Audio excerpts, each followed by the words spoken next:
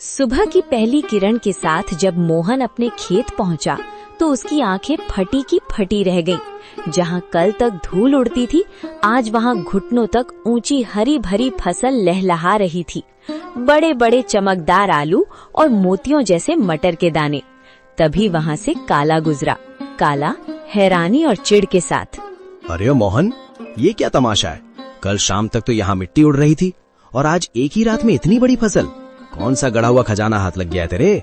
या कहीं शहर से कोई चोरी का माल लाकर यहाँ गाड़ दिया है? नहीं काला भाई, ये ना कोई चोरी है और ना कोई तमाशा। ये तो ऊपर वाले की मेहरबानी है। कल एक घायल चिड़िया की मदद की थी, बस उसी की दुआओं ने आज ये रंग दिखाया है।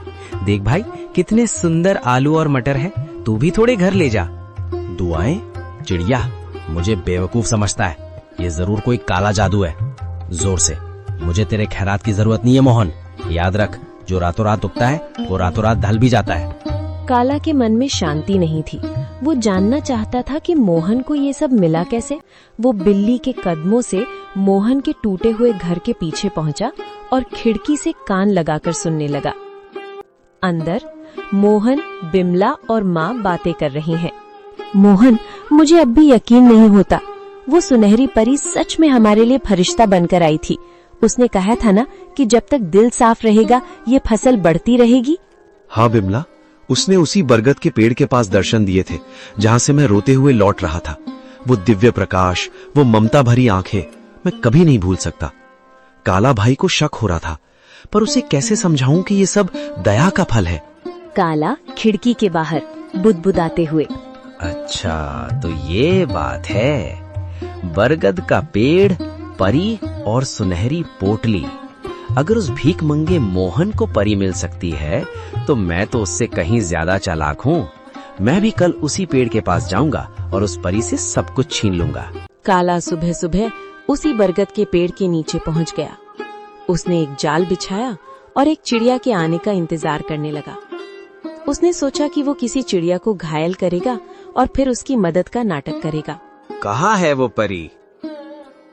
ओ चिड़िया, बाहर निकल। देख, मैं तेरे लिए कितने दाने लाया हूँ। बस एक बार मेरे सामने आ जा और मुझे वो मखमली पोटली दे दे। मुझे आलू मटर नहीं, मुझे सोना चाहिए, चांदी चाहिए। मैं उस मोहन से बड़ा आदमी बनना चाहता हूँ। काला घंटों चिल्लाता रहा।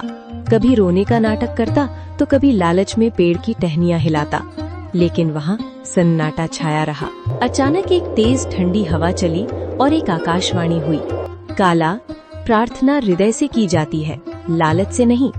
मोहन ने एक जान बचाने के लिए अपनी कमीज फाड़ी थी और तू एक जान लेने के लिए जाल बिछा रहा है।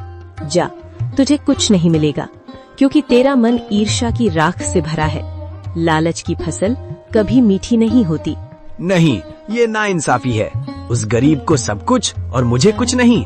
अगर मुझे नहीं मिला तो मैं मोहन का भी कुछ नहीं रहने दूंगा। मैं आज रात उसके खेत को शमशान बना दूंगा। मोहन ने पहली फसल घर लाई। बिमला ने जब आलू और मटर की सब्जी बनाई तो उसकी खुशबू पूरे गांव में फैल गई। बीमार माँ ने जैसे ही एक निवाला खाया, उनके चेहरे पर रौनक आ गई। पिताजी, ये आलू तो बहुत मीठे हैं। क्या ये सचमुच हमारे खेत के हैं? अब मुझे स्कूल जाने के लिए नया बस्ता मिलेगा ना? हाँ मेरे बच्चे, अब हम कभी भूखे नहीं सोएंगे। बिमला देखो, भगवान ने सुन ली। आज माँ की आंखों में चमक देखी? ये उन जादुई बीजों का ही प्रताप है। बिमला आंखों में आंसू भरकर, मैं तो डर गई थी मोहन। मुझे लगा था कि गरीबी हमारी पहचान बन गई है, लेकिन आज पहली बार लग रहा है कि हमारे घर में भी लक्ष्मी ने कदम रखा है। पर मुझे उस काला से डर लगता है। उसकी नजरें हमारे खेत पर जमी हैं।